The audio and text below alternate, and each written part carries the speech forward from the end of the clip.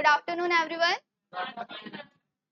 हम लोगों ने लास्ट क्लास में माइक्रोब्स का इंट्रोडक्शन पार्ट डिस्कस कर लिया था, है ना, कि माइक्रोब्स क्या होते हैं और माइक्रोब्स हाउस होल्ड प्रैक्टिसेस में कैसे यूज होते हैं। ठीक है, ये हम लोगों ने डिस्कस कर लिया था।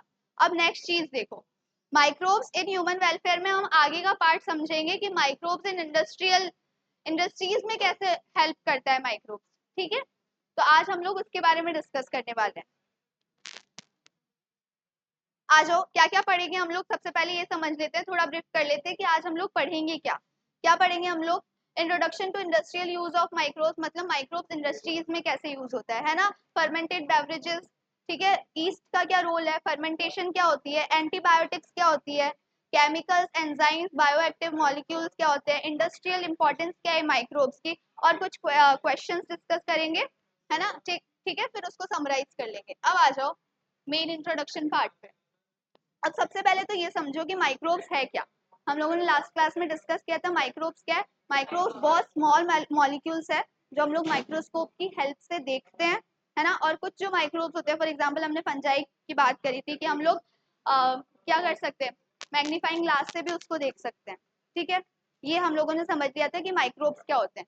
सबसे पहला क्वेश्चन ही हमारे पास क्या है, माइक्रोब्स है। अच्छा, माइक्रोब्स है, माइक्रोब्स आर, है ना, teeny living organisms that are widely used in industries to produce many useful products that we use in our daily life। ठीक है, बहुत छोटे ऑर्गेनिजम्स होते हैं जो इंडस्ट्रीज में भी यूज आते हैं। अब इंडस्ट्रीज में कैसे यूज आते हैं, क्या क्या काम करते हैं इंडस्ट्रीज में, कैसे हम लोग उनसे इंडस्ट्रियल प्रोडक्ट्स बनाते हैं या कमर्शियल पर्पज के लिए उसको कैसे यूज करते हैं, वही आज का हमारा टॉपिक है।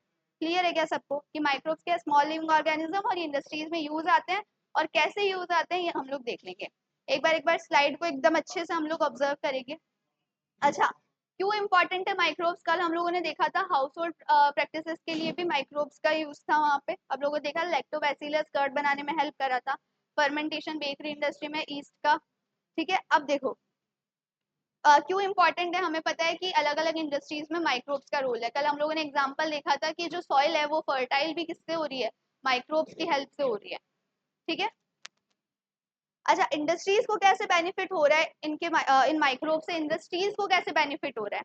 अब मैं कह रही हूँ माइक्रोब्स को हम लोग इंडस्ट्रियल यूज कैसे कर सकते हैं, माइक्रोब से इंडस्ट्रियल यूज कैसे कर सकते हैं, इंडस्ट्रीज में कैसे, क्या क्या, कौन कौन से माइक्रोब यूज हो रहे हैं, कौन कौन से प्रोडक्ट्स बना रहे हैं। तो इंडस्ट्रीज को क्या यूज, इंडस्ट्रीज को क्या बेनिफिट कर रहे हैं माइक्रोब्स, प्रोडक्ट्स बनाने में बेनिफिट कर रहे हैं, है ना। इंडस्ट्रीज का अलग अलग प्रोडक्ट्स बन रहा है और वो उसे मार्केट में सप्लाई कर रहे हैं, तो इंडस्ट्रीज की तो ग्रोथ हो रही है ना, इंडस्ट्रीज को तो हेल्पफुल है ये। ठीक है, अब हम लोग देखेंगे कि कौन कौन सी इंडस्ट्रीज में माइक्रोब्स यूज हो रहे हैं, कौन कौन सी इंडस्ट्रीज को ये बेनिफिट कर रहे हैं। क्लियर है क्या सबको? ठीक है, अच्छा, मैंने कल बात करी थी कि जब लार्ज स्केल प्रोडक्शन करना होता है ना हम लोगों को, तो हम लोग एक बहुत बड़े बड़े कंटेनर्स यूज करते हैं, फर्मेंटर्स जिनको कहते हैं। हमें पता है ईस्ट फर्मेंटेशन करती है, यहाँ तक पता है ना हम लोगों को, ईस्ट क्या करती है, फर्मेंटेशन करती है। अब मैं कह रही हूँ कि जब हमें लार्ज स्केल प्रोडक्शन करना है, जैसे बेकरी इंडस्ट्री में मैंने बात करी थी, तो मैं अगर कोई बिस्किट प्रिपेयर करती हूँ तो मुझे सिर्फ एक इंसान को थोड़ी देना है, लार्ज स्केल प्रोडक्शन करना है। किसी भी चीज का जब लार्ज स्केल प्रोडक्शन होता है तो माइक्रोब्स को क्या करते हैं हम लोग, बड़े बड़े मेटेलिक कंटेनर्स में ग्रो करवाते हैं। ठीक है क्या, उनको क्या बोलते हैं हम लोग, फर्मेंटर्स बोलते हैं। क्या बोलते हैं, फर्मेंटर्स बोलते हैं। देखो, एक और चीज समझो, ग्रो करवा रहे हैं अगर हम लोग, बहुत सारे माइक्रोब्स की ग्रोथ चाहिए हमें, तो हमें उनको अप्रोप्रिएट टेम्परेचर देना पड़ेगा, मॉइस्चर देना पड़ेगा, अप्रोप्रिएट एनवायरनमेंट देना पड़ेगा, नहीं देना पड़ेगा। तो जो बड़े बड़े कंटेनर्स हैं हमारे पास, जिनको हम लोग फर्मेंटर्स बोल रहे हैं, उसमें हम लोग माइक्रोब्स को ग्रो करवाते हैं लार्ज स्केल प्रोडक्शन के लिए, जिसके लिए हमें क्या देना पड़ता है, सही टेम्परेचर देना पड़ता है, सही एनवायरनमेंट, सही न्यूट्रिएंट्स उनको देने पड़ते हैं ताकि वो अच्छे से ग्रो कर सके। हमें क्या चाहिए, ग्रो ही तो करवाना है माइक्रोब्स को। हम क्या करेंगे, पहले माइक्रोब्स को ग्रो करवा रहे हैं, फिर वहां पे अगर फर्मेंटेशन उसी में करवानी है तो हम लोग उसकी फिर फर्मेंटेशन प्रोसेस भी वहीं करवा देंगे। सबसे पहले तो ग्रो करवाएंगे, तो ग्रो करवाने के लिए हमारे पास लिखा हुआ होगा। अच्छा, आगे हम लोग देखेंगे कि कैसे inside fermenters microbes grow rapidly and carry out process like fermentation to produce useful substance। पता है ना हम लोगों को, माइक्रोब्स एक सबसे मेन काम तो क्या कर रहा है, ईस्ट जैसे कि फर्मेंटेशन कर रहा है। ठीक है, तो हम लोग माइक्रोब्स को कैसे ग्रो करवाएंगे, एक लार्ज कंटेनर्स होगा, बहुत लार्ज कंटेनर्स होते हैं मेटल्स के, जिनको हम लोग फर्मेंटर्स बोलते हैं, जहाँ पे एडिक्वेट हम लोग एनवायरनमेंट प्रोवाइड करते हैं और फिर माइक्रोब्स वहाँ पे ग्रो करते हैं। ठीक है, ये हम लोगों ने देख लिया कि फर्मेंटर्स यूज कर रहे हैं हम लोग, फर्मेंटर्स यूज कर रहे हैं हम लोग, है ना। और जहाँ पे देखो where conditions like temperature, nutrients and oxygen are carefully control करेंगे कि सही ऑक्सीजन दे रहे हैं क्या, सही न्यूट्रिएंट्स दे रहे हैं क्या, सही टेम्परेचर मिल रहा है क्या, उन फर्मेंटर्स को चेक करेंगे, रेगुलेट करेंगे, ठीक है। अब और हम लोगों ने देख लिया, अच्छा इससे होगा क्या, फर्मेंटर्स में क्यों ग्रो कर रहे हैं हम लोग, ताकि हम लोगों को फास्टली रिजल्ट मिल जाए, ठीक है ना। ज्यादा माइक्रोब्स हम लोग फर्मेंटर्स में ग्रो कर पाएंगे और फिर लार्ज स्केल पे हम लोगों के पास में प्रोडक्ट रेडी हो जाएगा, ठीक है। ये तो बेसिक था कि हम लोग इंडस्ट्रियल यूज में देख रहे हैं कि इंडस्ट्रियल यूज में सबसे पहले तो माइक्रोब्स को ग्रो करवाना पड़ेगा ना, फिर ही तो हम उससे प्रोडक्ट्स बनाएंगे। ग्रो कैसे करवाएंगे, फर्मेंटर्स की हेल्प से करवाएंगे, दैट्स इट। और फर्मेंटर्स में क्या देनी पड़ेगी, हम लोगों को प्रॉपर टेम्परेचर, ऑक्सीजन और न्यूट्रिएंट्स देने पड़ेगी, ठीक है। अब आ जाओ फर्मेंटेड बेवरेजेस। अच्छा, मैंने आप लोगों से लास्ट क्लास में बात करी थी कि ईस्ट जो होती है, सैक्रोमाइसिस, है ना, बेसिकली वो क्या करती है, फर्मेंटेशन प्रोसेस करती है, ठीक है। CO2 बनाती है, अल्कोहल बनाती है, ये सारी चीज हम लोगों ने डिस्कस की थी। उसको इन डिटेल देखो कि इंडस्ट्रीज में सबसे पहली बात हम लोग किसके बारे में बात करेंगे, ईस्ट के बारे में ही बात करेंगे। और ईस्ट कौन सा प्रोसेस करती है, फर्मेंटेशन करती है, ठीक है। अब दो चीजें हैं हमारे पास जो हम लोगों को देखनी है कि एक तो होती है कॉन्सेंट्रेटेड अल्कोहल। अच्छा ये पता है हम लोगों को कि फर्मेंटेशन की प्रोसेस से अल्कोहल का प्रोडक्शन होता है, क्लियर है ना ये तो सबको। ईस्ट क्या है, रिस्पॉन्सिबल है फॉर द फर्मेंटेशन प्रोसेस, और वहां से हम लोग क्या बनाते हैं, अल्कोहल बनाते हैं। अच्छा अल्कोहल भी हमें पता है दो तरीके की होती है, एक होती है बहुत ज्यादा कॉन्सेंट्रेटेड और एक होती है थोड़ी डाइल्यूट, है ना। जैसे हम लोग बोलते हैं यूजुअली कि फ्रूट बियर है, it's just a fruit beer, तो क्या मतलब है उस चीज का कि उसमें अल्कोहल का कंसेंट्रेशन इतना नहीं है। कुछ लोग वाइन को खाने के साथ यूज करते हैं ना, खाने के साथ उसका इंटेक करते हैं, तो क्या है वो क्यों यूज कर पा रहे हैं, क्योंकि उसमें अल्कोहल का कंटेंट बहुत कम है ना, कंसंट्रेटेड अल्कोहल नहीं है वो। तो हम लोग दो चीजें पढ़ेंगे इसके अंदर, एक होती है कंसंट्रेटेड अल्कोहल और एक होती है थोड़ी डाइल्यूट उसके एज कंपैरेटिवली, ठीक है। क्लियर है इतनी बात। अब देखो, अच्छा एक और चीज, जो अल्कोहल बन रही है ना वो फ्रूट से भी बन सकती है और सीरियल से भी बन सकती है ना, गेहूं, जौ, चावल, ठीक है, और अंगूर, ये सब तो हमें पता है, अंगूर का तो एग्जांपल हम लोगों को पता है, तो फ्रूट से भी बन सकती है, माल्टेड सीरियल से भी बन सकती है, क्लियर है ना सबको। तो पहली चीज ये लिखी हुई है, फर्स्ट चीज हम लोगों ने क्या देखी, ईस्ट है वो फर्मेंटेड बेवरेजेस बनाएगी, ठीक है। जो डिफरेंट अल्कोहलिक ड्रिंक्स है जैसे कि वाइन है, बियर है, वो विदाउट डिस्टिलेशन बन रही है। और जो हम लोग आगे देखेंगे विस्की, ब्रांडी, रम, ये क्या बनेगी, डिस्टिलेशन से बनेगी। अच्छा डिस्टिलेशन मतलब इतना समझो कि बहुत ज्यादा हीट देके हम लोग पहले उसको वेपोराइज करवाते हैं और उसका फिर कंसंट्रेटेड फॉर्म कंडेंस करवा देते हैं, ठीक है। तो अगर मुझे कॉन्सेंट्रेटेड अल्कोहल चाहिए तो मैं क्या करवा दूंगी, डिस्टिलेशन करवा दूंगी, ठीक है। और अगर मुझे कंडेंस नहीं चाहिए, मुझे कंसंट्रेटेड अल्कोहल नहीं चाहिए, तो विदाउट डिस्टिलेशन प्रिपेयर हो जाएगी। याद रखना है हम लोगों को, बेसिकली याद है कि वाइन और बियर जो होती है उसमें कंसंट्रेशन इतनी हाई नहीं होती है, लेकिन जो रम है, विस्की है, ब्रांडी है, इनके अंदर क्या होती है, अल्कोहल की कंसंट्रेशन बहुत ज्यादा होती है। तो ये तो बनते हैं विदाउट डिस्टिलेशन और ये किससे बनते हैं, विद डिस्टिलेशन, ठीक है, क्लियर है। और किससे बनते हैं ये भी हम लोगों को ध्यान रखना है, माल्टेड सीरियल से भी बन सकते हैं, फ्रूट से भी बन सकते हैं, ठीक है, fruit juices to produce ethanol या फिर अल्कोहल। यहाँ तक क्लियर है ना सबको।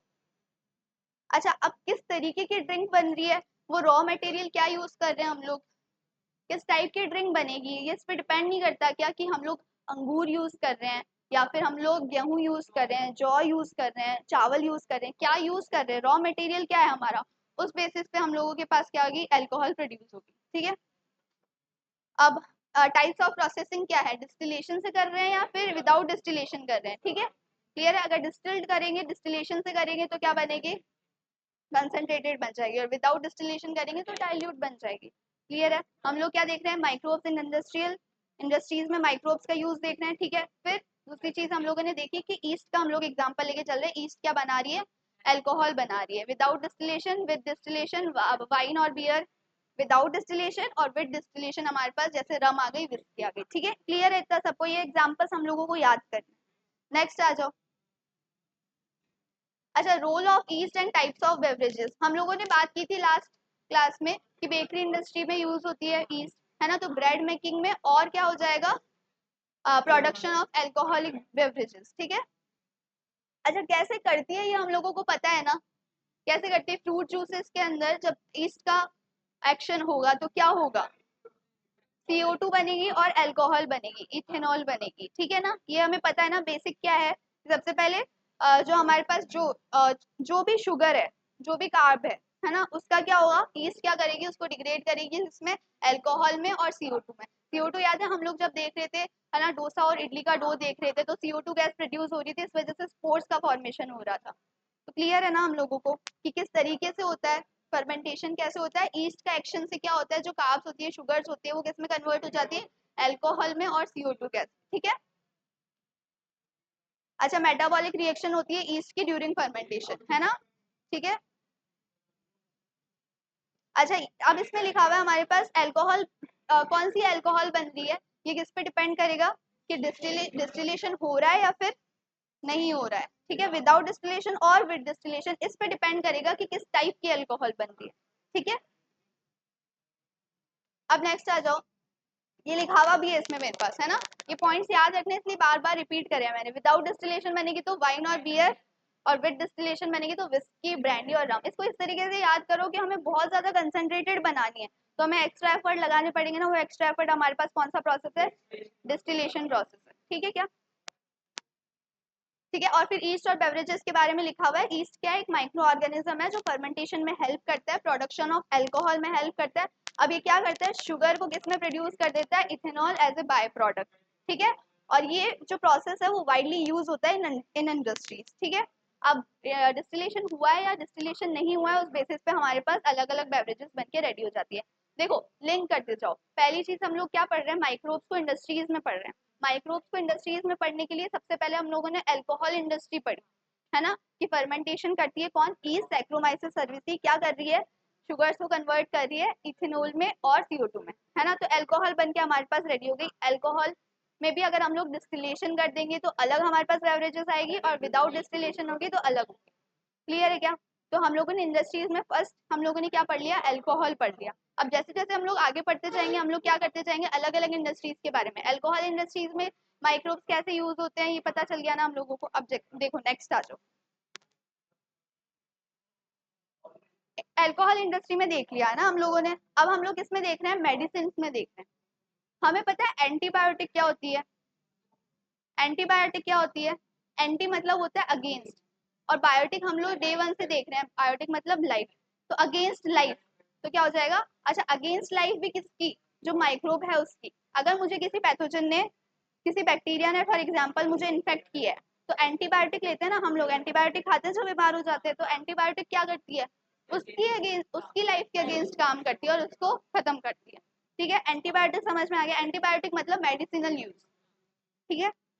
देखो, एंटीबायोटिक्स क्या है? जो केमिकल सब्सटेंस है जो कुछ अच्छा, जैसे हम लोग बोलते हैं कि लोहा लोहे को काटता है ना। अब मुझे बैक्टीरिया ने इन्फेक्ट किया है, तो वो जो एंटीबायोटिक बन के आ रही है वो भी कहीं ना कहीं बैक्टीरिया फंजाई से ही मिल के आती है। माइक्रोब ही माइक्रोब को तोड़ रहा है इधर, ठीक है।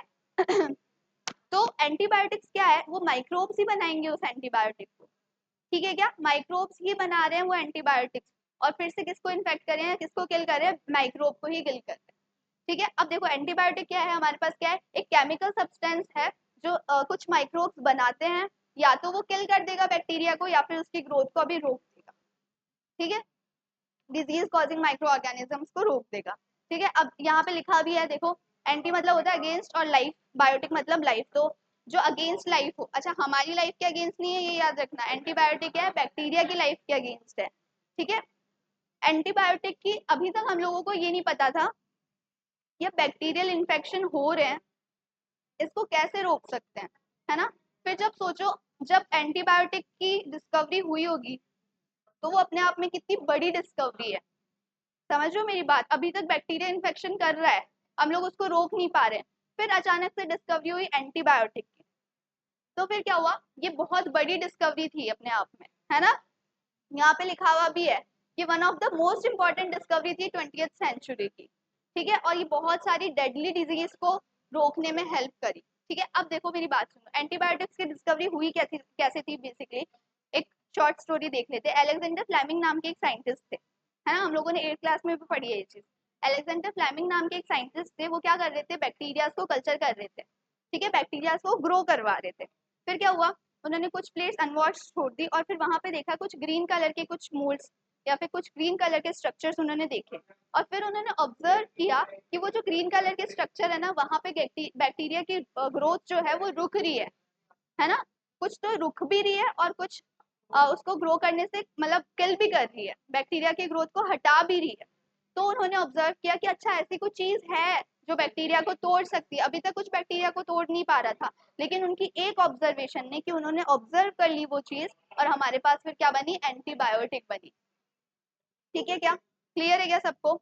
एग्जाम्पल इसका पेनिसिलिन है ना, ये यहाँ पे लिखा हुआ भी हमारे पास कि किसने कहा था ये, अलेक्जेंडर फ्लेमिंग ने। उन्होंने ऑब्जर्व किया था कि ग्रोथ जो है बैक्टीरिया की उसको कौन हो रहा है, वो ग्रीन कलर का जो स्ट्रक्चर या स्पॉट जो उन्होंने देखा था वो। ठीक है, और वो पेनिसिलिन कहाँ से आ रही है, कहीं ना कहीं किसी और ऑर्गेनिज्म से आ रही है। तो उन्हें पता चला कि अच्छा कोई फंगस है जो कुछ सिक्रीट कर रही है, और उसको बोला हमने पेनिसिलिन एंटीबायोटिक। ठीक है, यहाँ पे लिखा हुआ भी है Penicillium notatum which produce penicillin the full potential of. अच्छा, ये जो एंटीबायोटिक हमारे पास प्रिपेयर हुई थी उसको फिर आगे दो साइंटिस्ट और आए, अर्नस्टीन और होवर्ड फ्लोरे ने उसको और ज्यादा फिर एक्सपेंड किया उस चीज को, और फाइनली हमारे पास एक एंटीबायोटिक का प्रॉपर कॉन्सेप्ट आ गया। ठीक है, अच्छा फिर इसमें लिखा हुआ है कि इन्फेक्शंस को ट्रीट करेगी। जब वर्ल्ड वॉर सेकंड हो रहा था तब बहुत सारे हमारे जो सोल्जर्स थे उनको इस डिजीज से, बैक्टीरियल डिजीज से प्रिवेंट करने में एंटीबायोटिक्स का बहुत बड़ा रोल था, इस डिस्कवरी का बहुत बड़ा रोल था। अगर ये डिस्कवरी नहीं हुई होती तो हम उन्हें बैक्टीरियल इन्फेक्शन से नहीं बचा पाते। तो समझे आप लोगों ने कि कैसे ऑब्जर्वेशन से सिर्फ हमारे पास एंटीबायोटिक आ गई, है ना। एंटीबायोटिक बैक्टीरिया को कौन रोक रहा था, एक ही माइक्रोब जो कि फंजाई था, जिसने क्या बनाया, पेनिसिलिन बनाया। पेनिसिलिन नाम का एक केमिकल सिक्रेट किया जिसको हम लोग आज हमें पता है ना, पेनिसिलिन एंटीबायोटिक नाम भी सुन रखा होगा हम लोगों ने। ठीक है, अब नेक्स्ट आ जाओ। अब नेक्स्ट है, अच्छा दो चीजें देख ली अभी तक हम लोगों ने, क्या क्या देख ली, एक तो अल्कोहल इंडस्ट्री में काम आ रही है, कौन, माइक्रोब्स अल्कोहल इंडस्ट्री में काम आ रहे हैं, और कहाँ काम आ रहे हैं हमारे पास, है ना। दो चीजें हम लोगों ने डिस्कस कर ली। अब क्या है, बेसिक चीजें हैं कि कुछ जो बैक्टीरिया है या फंजाई है कुछ केमिकल सिक्रिएट करेंगे या कुछ एंजाइम सिक्रिएट करेंगे।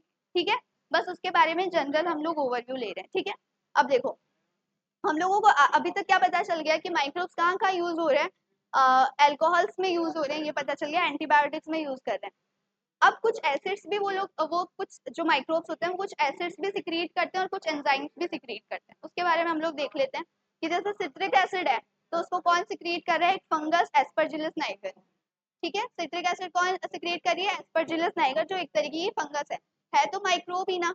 अब देखो एसिटिक एसिड है, एसिटो नाम आ रहा है ना, हमारे पास एसिटो नाम आ रहा है तो क्या हो जाएगा, एसिडोबैक्टर एसिटी, ये भी एक तरीके का क्या है, बैक्टीरिया है। लैक्टिक एसिड है, ये तो हम सब लोगों को पता ही है, कहाँ से आ रहा है लैक्टिक एसिड, जिसको हम लोगों ने कॉमनली क्या बोला था, लैक्टिक एसिड बैक्टीरिया भी बोला था। अब देखो production of enzymes, production of enzymes में आ जाओ। एंजाइम में सबसे पहले हमारे पास क्या है, लाइपेज। हमें ये पता है क्या कि लिपिड्स पता है हम लोगों को, लिपिड्स, ऑयल, फैट। अच्छा जनरली क्या होता है कि जब लाइपेज, ASE वर्ड ऐसा कुछ प्रोनाउंसिएशन आता है तो वो एंजाइम्स होते हैं जनरली, है ना, लाइपेज, माल्टोज और ये सब। अब देखो मैं कह रही हूँ लाइपेज एंजाइम है। फॉर एग्जाम्पल मेरे इस दुपट्टे पे अभी कोई ऑयल गिर जाता है ना, और ये खराब हो जाता है फॉर एग्जाम्पल, तो क्या मुझे उस ऑयल को डिग्रेड करने के लिए कुछ एंजाइम चाहिए होगा कि जो उस ऑयल को डिग्रेड कर देगा, है ना। तो लिपिड एक तरीके से, ऑयल क्या है, लिपिड है ना, ऑयल क्या है, फैट और लिपिड ही तो है। अगर मेरे कपड़े पे कोई दाग लग गया है ऑयल का, है ना, लिपिड का, या कह रही हूँ मैं फैट का कोई दाग लग गया है, तो उसे डिग्रेड करने के लिए मुझे कुछ एंजाइम चाहिए होगा। लिपिड को डिग्रेड करने वाला एंजाइम क्या हो जाएगा मेरे पास, लाइपेज, क्या हो जाएगा, क्लियर है सबको। अच्छा लिखा हुआ भी है, डिटर्जेंट्स में यूज होता है ये, ताकि क्या कर सके, ऑयली स्टेन्स को रिमूव कर सके। क्लियर है ना, लाइपेज मतलब कि लिपिड्स को रिमूव करने वाला एंजाइम। ठीक है, अब आ जाओ तो पैक्टिनेज और प्रोटीएज। प्रोटीएज मतलब तो जो प्रोटीन को डिग्रेड करेगा, पैक्टिनेज मतलब हम लोगों ने आप लोगों को याद हो बायोलॉजिकल क्लासिफिकेशन में और इनमें 11th में हम लोगों ने पढ़ा है कि सेल वॉल जो होती है, सेल्यूलोज, पेक्टोज, इसकी बनी हुई होती है प्लांट्स में। ठीक है, तो पेक्टोज समझ रहे हैं आप लोग। अब क्या है हमारे पास में, पेक्टिनेज है और प्रोटीएज है। तो प्रोटीएज तो किसको डिग्रेड कर रहा है, प्रोटीन को, और पेक्टिनेज हमें पता चल गया ना, जो है ना आउटर जो सेल वॉल जो प्रेजेंट है। अब ये क्या कह रहा है, किसको किसको क्लैरिफाई करेगा ये, फ्रूट जूसेस को। अच्छा, इसका एग्जांपल ये हम लोगों ने वो देखा है, real juice, real fruit juice आता है ना, या फिर माजा समझ लो, स्लाइस समझ लो, उनकी कंसिस्टेंसी एकदम इवन होती है ना। हम लोग जो घर पे बनाते हैं वो तो कैसे एक थिक थिक सब्सटेंस रह जाते हैं उसके अंदर, लेकिन जो बाहर जो फ्रूट जूसेस है वो एकदम इवन होते हैं, उनकी कंसिस्टेंसी एकदम नॉर्मल होती है, सेम होती है एज इट इज। अगर लिक्विड है तो सेम तरीके का लिक्विड होगा, अगर कंसेंट्रेटेड लिक्विड है तो वो भी सेम रहेगा, और बहुत ज्यादा डाइल्यूट है तो वो भी रहेगा, बट सेम रहेगी कंसिस्टेंसी। तो ये जो है हमारे पास पेक्टिनेज और प्रोटीज, ये किस में हेल्प करते हैं, उसकी कंसिस्टेंसी को इवन बनाने के लिए। हमें पता है प्लांट से, फ्रूट से ही तो बन रहे हैं, तो जो जो बाहर की जो लेयर्स है उनको एकदम डिग्रेड कर देगा ये, तो कंसिस्टेंसी थिक हो जाए, कंसिस्टेंसी इवन हो जाएगी। क्लियर है कि ये बात क्या कर रही है ये, फ्रूट जूसेस को क्लैरिफाई करने में हेल्प कर रही है, उनकी कंसिस्टेंसी को इवन बना रही है कुल मिला के। ठीक है क्या, समझ आया रुचि। हम लोग जो मैंगो जूस पीते हैं घर में और जो माजा या स्लाइस पीते हैं उनमें डिफरेंस आता है ना, कंसिस्टेंसी का डिफरेंस आता है। वो कंसिस्टेंसी का डिफरेंस इसलिए होता है क्योंकि वहां पे कुछ इंडस्ट्रीज में कुछ यूज होते हैं एंजाइम, जिनका नाम क्या देखा हम लोगों ने, पेक्टिनेज और प्रोटीज, जो उसको एकदम इवन बना देंगे उसकी कंसिस्टेंसी को। ठीक है। अच्छा, तो हम लोगों को ये भी पता चल गया कि फूड प्रोसेसिंग में और इंडस्ट्रियल प्रोडक्शन में माइक्रोब्स का रोल है। ठीक है। अच्छा, कुछ बायोएक्टिव मॉलिक्यूल्स भी है, लिंक करते जाना। पहला क्या पढ़ा, अल्कोहल इंडस्ट्री में, फिर दूसरा पढ़ा हम लोग ने एंटीबायोटिक्स में कैसे यूज करते हैं, थर्ड हम लोगों ने क्या देखा, एंजाइम्स, कुछ एंजाइम सिक्रिएट करते हैं, और या फिर कुछ एसिड सिक्रिएट कर रहे हैं, सिट्रिक एसिड, लैक्टिक एसिड, ये सारे एसिड्स ही तो है, कहाँ से आ रहे हैं, बैक्टीरिया फंजाई से आ रहे हैं। ठीक है। अब नेक्स्ट देखो हमारे पास है बायोएक्टिव मॉलिक्यूल्स एंड इम्पोर्टेंस, मतलब क्या है बायोएक्टिव मॉलिक्यूल्स और इम्पोर्टेंस। बायो एक्टिव नाम को तोड़ो, बायो मतलब हमें पता ही है, एक्टिव मतलब कि वो वहां पे अपना रोल दिखा रहे हैं, है ना, हमारी लाइफ में या फिर हम लिविंग सेल में अपना कोई रोल दिखा रहे हैं अगर कोई मॉलिक्यूल, तो वो बायो एक्टिव। जो बायोलॉजी में या लिविंग चीजों में एक्टिविटी दिखा रहे हैं वो बायो एक्टिव मॉलिक्यूल्स हो गए। पहली चीज तो हम लोगों ने ये समझी। ठीक है, अब उसकी इंपॉर्टेंस क्या है और कैसे कैसे यूज होते हैं ये देखते हैं हम लोग। ठीक है, हमें पता है